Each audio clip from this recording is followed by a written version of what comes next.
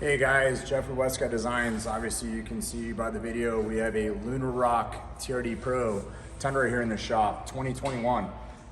And we have here on the side of this box a Magnuson supercharger. And this box is now empty.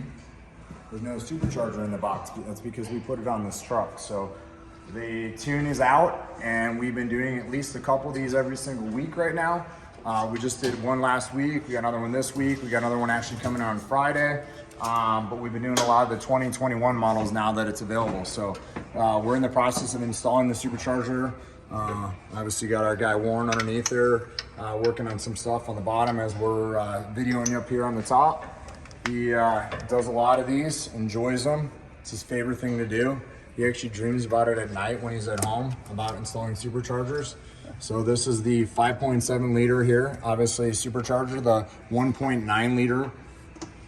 They make 550 horse, that's at the crank, but really wakes this truck up from 380 horsepower at the crank. So it is a game changer for this thing.